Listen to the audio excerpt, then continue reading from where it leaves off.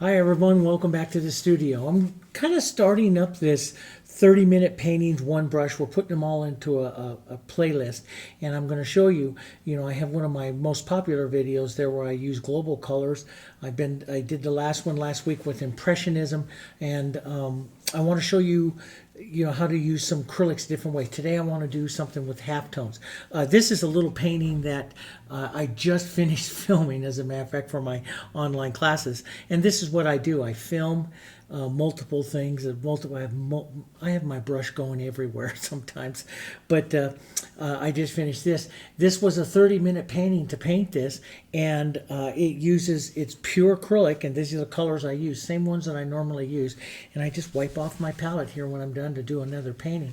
But I use a mister bottle, which I did have out here somewhere. I don't know where I set it. Oh, it's right here. So I use a mister bottle, and I'll show you this technique later on. We'll do something really simple with it. But it's the acrylics, and the heritage acrylics stay uncured for several hours, and you can use that mister bottle to facilitate any softening or blending or so on the flowers. So I just now finished this one. As a matter of fact, you might be able to see it's a little wet in some of these areas, the textured areas up there and stuff. But this is a one brush painting.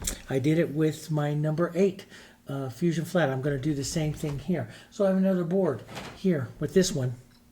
And this is a 11 by 14 board. It's the MDF. I'm going to use the MDF today. So it's a lighter 1/8 inch thick MDF you can buy, or a hardboard. You can buy these online.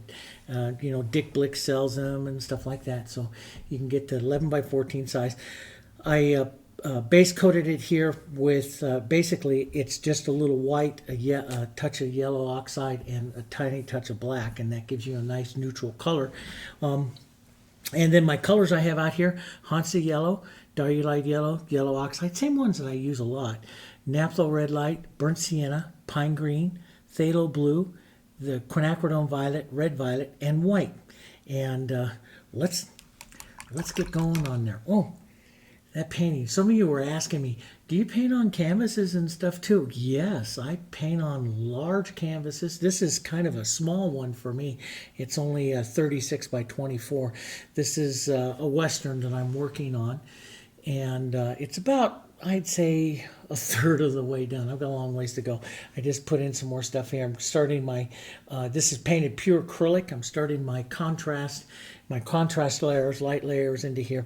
I painted this cow in there, and I think, well, he's a little bit too small. Perspective-wise, I want to bring him up. But I'm going to put a ranch house down there and stuff, and these are from some of the inspirational photos I take up on our trips in Wyoming and Montana.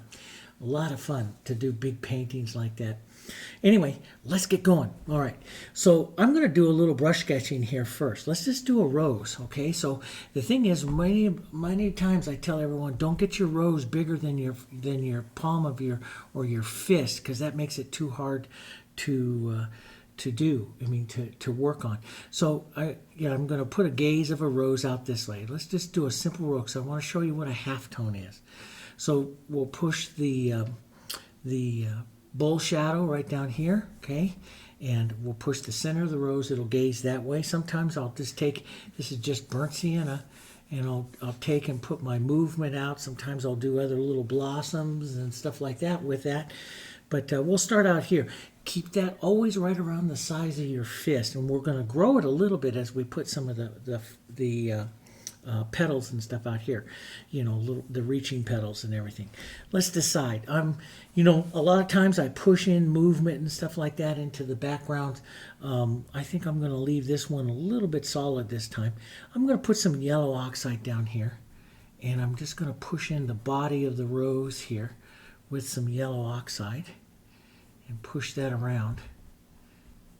And so many of you write such nice comments and stuff on there. I so appreciate your comments on it.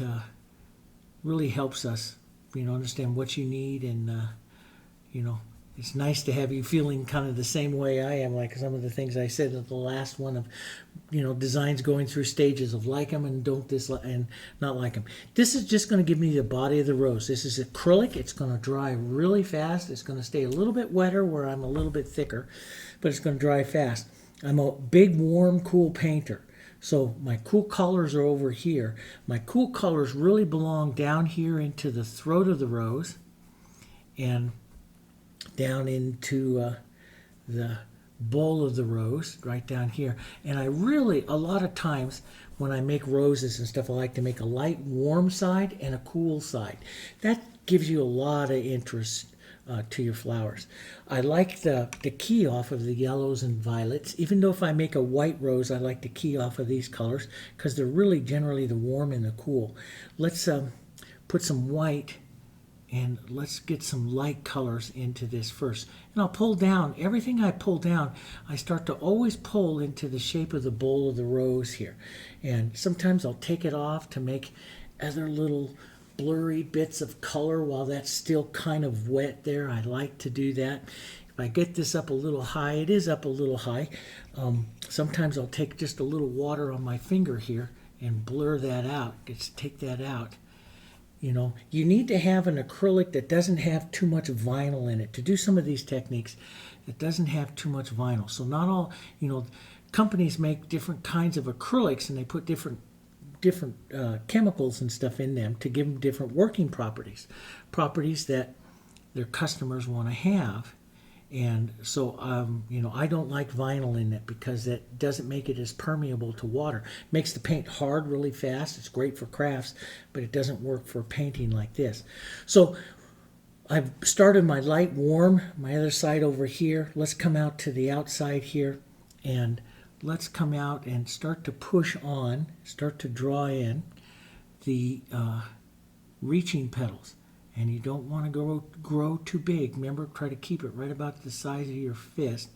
And I'll pull in towards the center. Now, a lot of times you see me use what is called shear techniques, where I push in and out.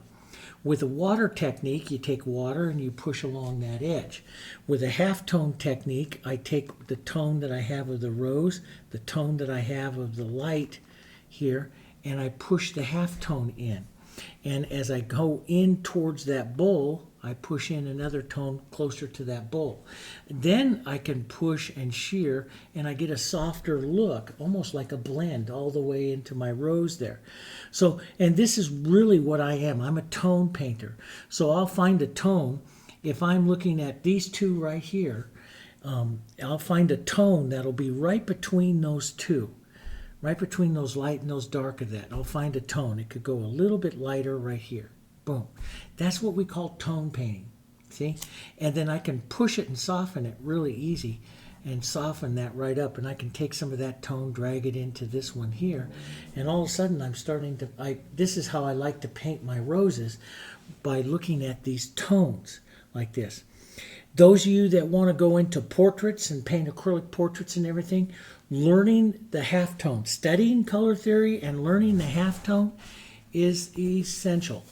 Because, if you want to paint beautiful portraits like Jackie back there that I painted, which was a study of Sargent, she's painted completely acrylic and then halftones. And roses are great ways to practice your halftones. Learning to see the tones within a color and within an object and painting it. So now sometimes I would leave that contrast, but if I want to soften it, I'll come with a halftone that's right between this color and that color, just somewhere halfway between, and soften it, boom, and I've softened out the tone. I don't usually like to soften out too much more than that because I like my roses to have life. Now I'll come back to the back side here, and I can push into my violets and my burnt siennas that I used there with some of the yellows here. I can push in some of these softer tones right back in there, and it'll look just like I blended in there real quick, see? Just like that, it'll look like I blended up in there, and I haven't. I'm stroking on the tones. And when you learn to see the tones, I mean, this is where you want to go, is when you learn to see the tones, man, you can paint anything because you learn to see color. let's put in a bit lighter, a little bit brighter, more of a Hansa strike right up here in the front of our flower here, right like that. And so we'll bring this rose up a bit more here, okay? And let's put on a lighter stroke of the body here. And if I want to get back softer, I head back towards my halftone. I come right back between there and my shadow, and I just put it on. I can push a little bit and soften that immediately. You can go more to the impressionist, which is what I really like I showed you in the last video here in this series, is go more towards the impressionist here. And you can combine the impressionist look, like I'm doing here, and the halftone look. So maybe we'll put in a bit more there, go to a softer halftone right along the edge, push that in and out there like that, and you see you get that beautiful movement. It's that halftone that allows those other two colors to slide together and be visually okay. So here, I would leave this difference between here and here. I'm not bothered by that. If you're new to doing it, you're maybe bothered by it. So just create a halftone, a color between the yellow. Take your violets and your burnt sienna that you're working with, create a halftone and put it right there, and then slide it once or twice, and you'll soften off that whole look. But see the movement that I like to leave in there? That's what gives your roses the life and the energy there to them. Now, I don't like this boom, boom, boom, 3 steps there, so I'm going to push that one a little different. And you can see my paint is really thick, so it's easy for me to push. But I don't need to add anything in there because I have a halftone already there from what I did earlier. So once you start setting up your painting with halftones stuff, they'll sit there underneath some of those other colors, and you don't need to constantly be mixing halftones. But the paint in tones is really a lot of fun. And especially, if you're going to go into, some of you are asking to do portraits. Of course, we're going to do Winston. I'm painting Winston tomorrow. We have it scheduled to film tomorrow. Winston, the golden retriever. And I'm going to paint him in a portrait technique. And I'm going to do halftone. I'm going to do a halftone technique with him. So we'll want to do that. So I'm going to build some of this. Now, as I come down this side, I'm going to want some of this color to take over. Push a halftone in there and just soften that out like that. So, and maybe up into the very front up here, I want more white here. I like that white. I might leave some of that yellow, but a good yellow oxide would be a nice halftone between those two. And so I'll just put a little bit of that there and just push lightly and soften that.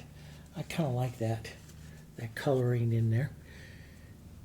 There's lots and lots of ways to do them here. So we'll push in, draw the edge. I really don't need too much of a halftone there, but maybe a little yellow oxide if you want it to be a little softer, a little smoother there.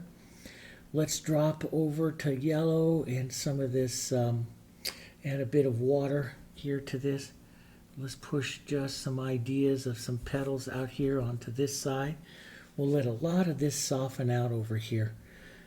I used to always paint every part of the rose. Now, as the impressionist in me is letting some of it just disappear here and go away.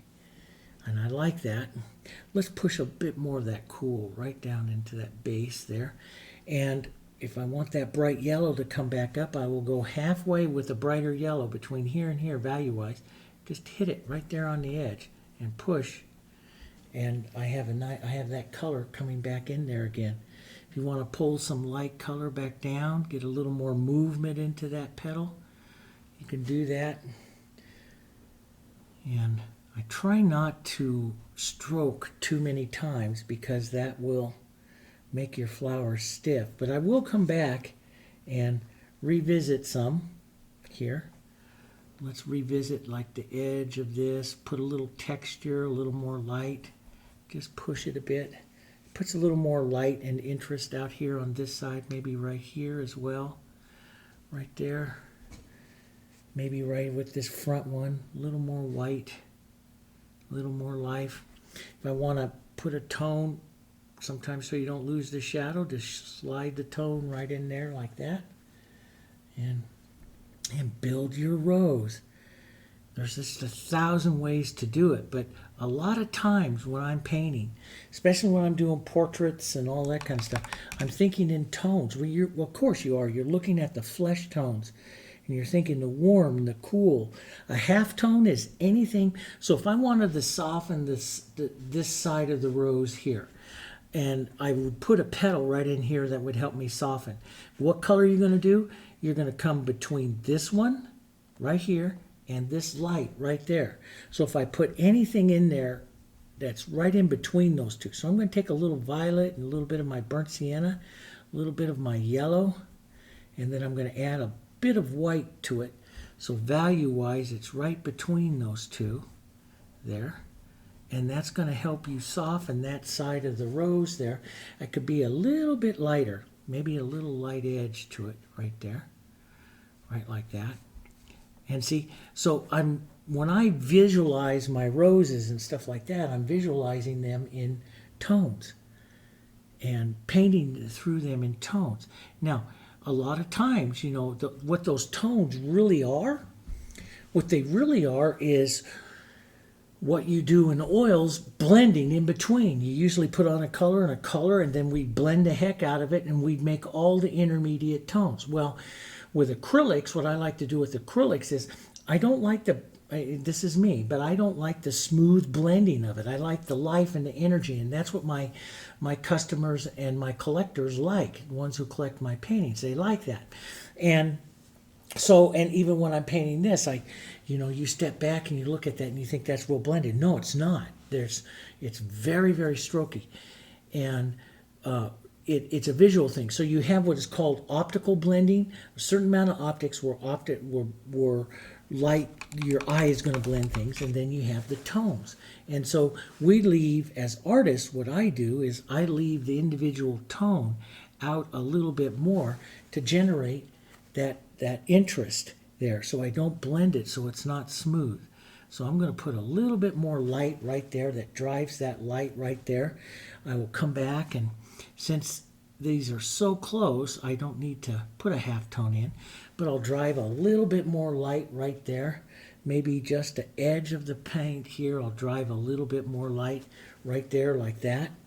And yeah, and so as you come further down, you do other things here. I mean, you can do other roses, you can do more things, and maybe I put another little, maybe we put another little rose right out here. Let's just put in a real quick one. We'll watch this for tones. So let's paint one with tones. So here we'll put in our contrasting throat, the throat of the rose, the center of the rose here.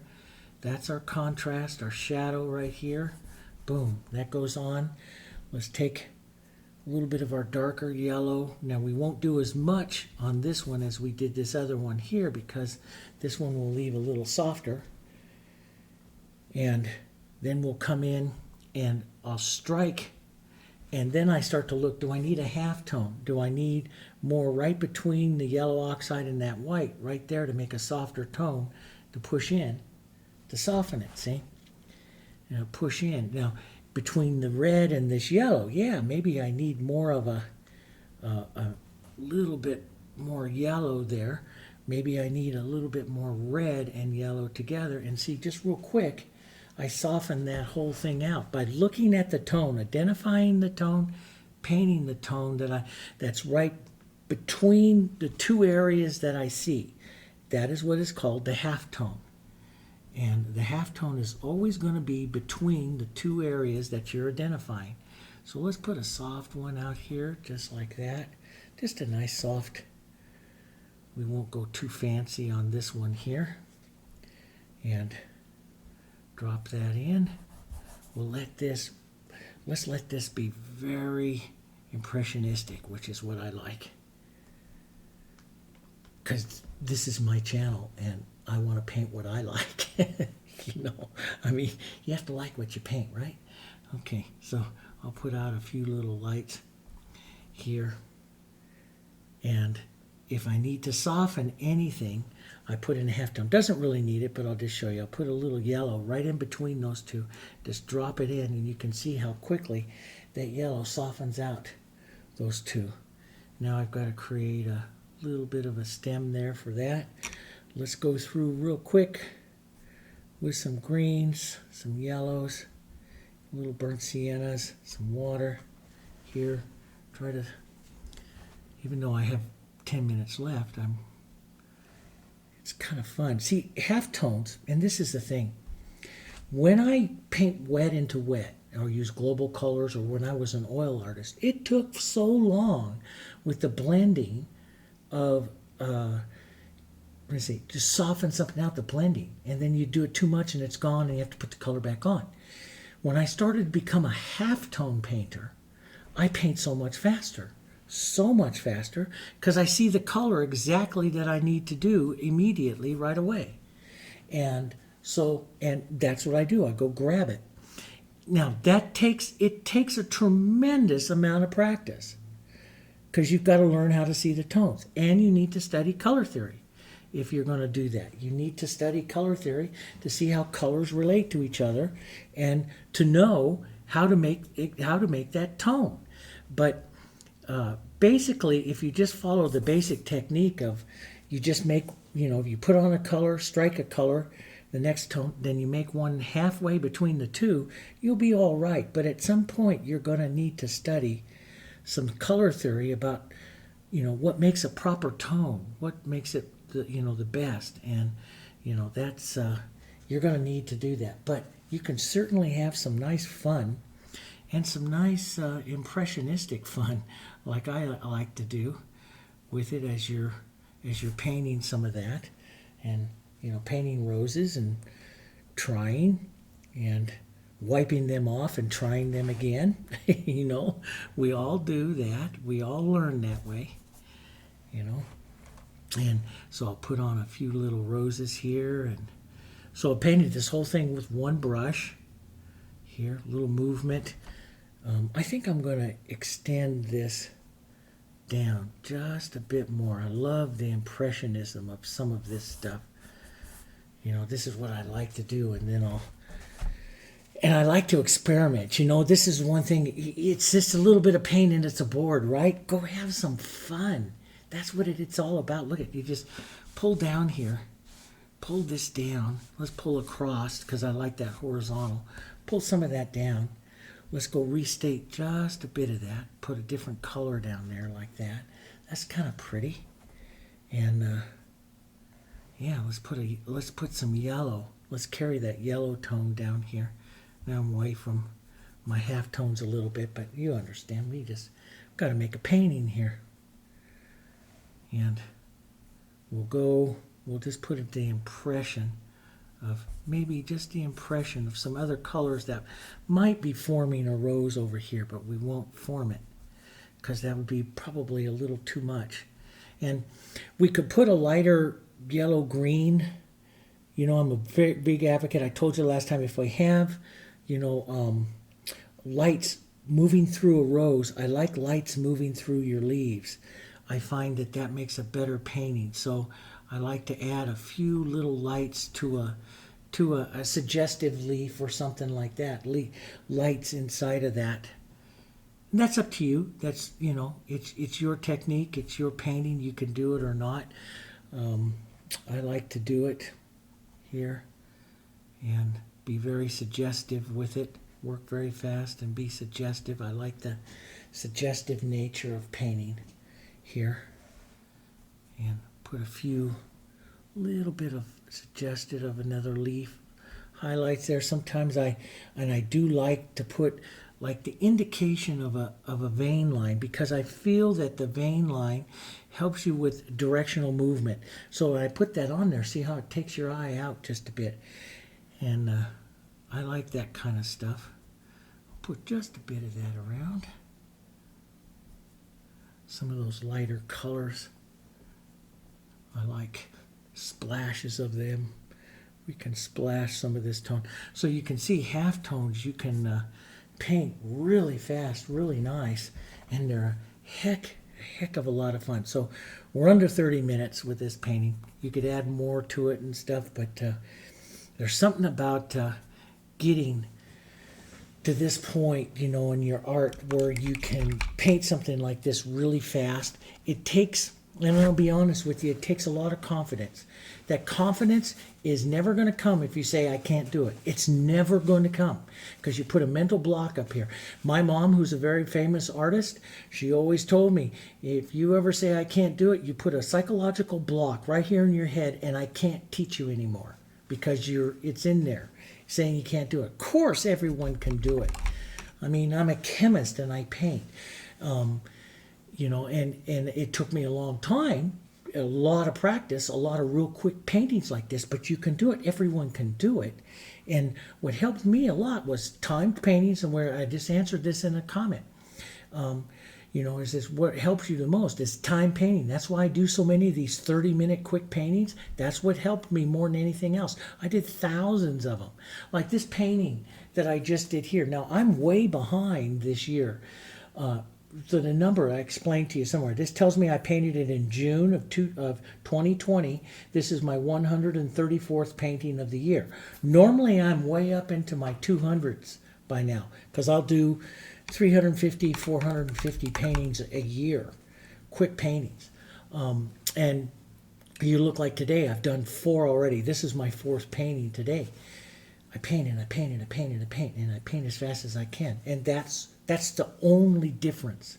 That's the only difference is getting that. And then you get this confidence. I always tell my students, it's like driving to the store. The first time you drive to the store, you need a map, you need directions and all that kind of stuff. By the 40th time you drive to the store, you don't need anything. You can talk on your cell phone, listen to the radio, do all that kind of stuff, and you know how to go there. Well, this is my trip to the store. I know how to go there because I go there so many times. That is the only difference, okay? That's the only difference. And you can do it. As long as you keep a nice attitude with it, anybody can do it. Now, I've got a little bit of a problem right here, and I've got 4 minutes left in the 30 minutes things, so I can fix this. But see, I got a collision there. I don't like that much of a collision. Now, some people aren't bothered by it, but me being a solid left brain chemist, I like to have one sitting on top of the other. That's pretty clear, so I'm just going to put a little more light and push some of the green from my finger right there. And see, I add that green in there like that. That's going to increase the price of this painting. Here we go. Put a little bit of yellow right over that. But I do like to have, that's just one of the things. I haven't been able to release that part of it yet.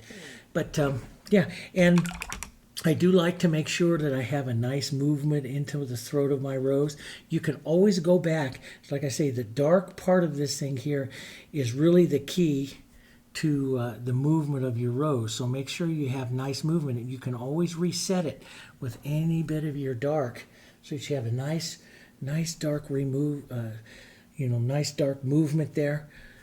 Let's just reset some of this dark here.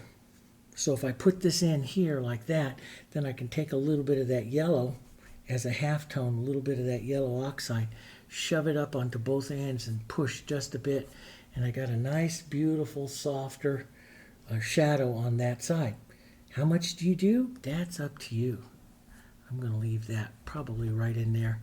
And I'm going to quit playing with it right now because I like the painting the way it is. Maybe a little bit. Don't you like that? Maybe just a little bit more. Don't we all do that? We all do that at the end. Oh, maybe just a little bit more. And then you go, oh, wow, I wish I hadn't done that, right? we all do that. Yep, we do. But I'm going to put this a little bit lighter right there. There we go. So there's the halftone. You put on a tone, you put on a second tone, and basically, like what we do with portraits and stuff, what I do there, I'm going to do acrylic halftone technique on that. And you start building the darks. And then, that's why I always have this value scale next to me all the time. I constantly teach with it. So if I put on, for example, if I put on a 10 and then I shadow to a value 6, my halftone will be an 8. I would make a tone right about in there, and it strikes on, and then it softens the 2.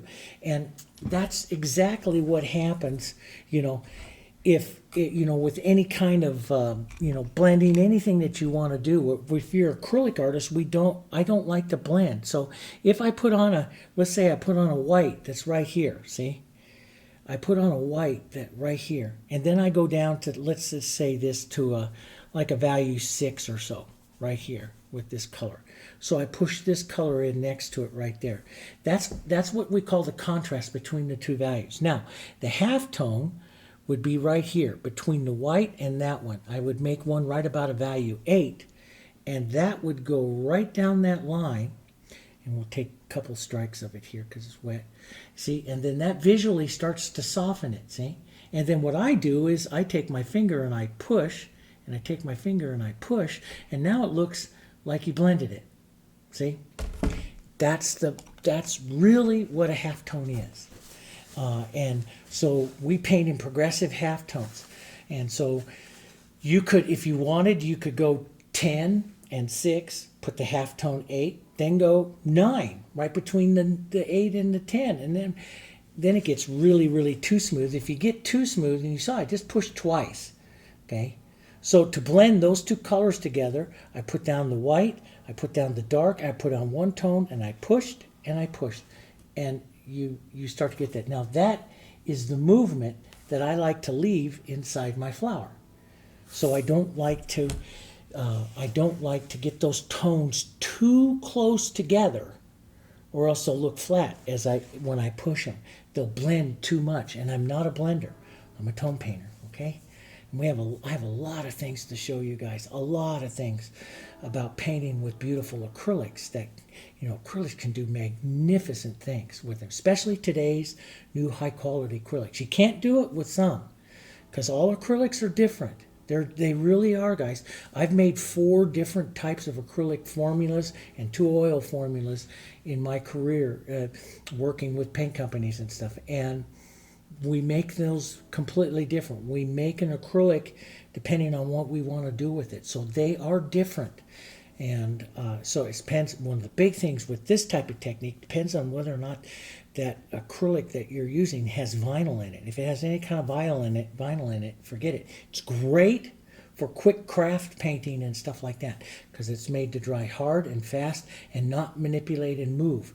That's what it's designed to do. Nothing against all those other acrylics, okay? Everyone's a little different, and you just have to test it and see if your acrylic that you're using works like this. I use the Heritage.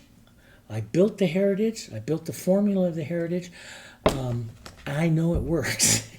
It works. And I build everything that I do around that Heritage because, you know, I know what is inside that paint. I know how to make it work, okay? All right. I'll see you guys on the next one. We're going to continue this particular series, show you a 30-minute, one brush, show you a bunch of different techniques. And we'll show you some of that water blending. We'll show you, I have a lot more. We have petal edging techniques, all kinds of stuff coming. Okay? All right. I'll see you on the next one.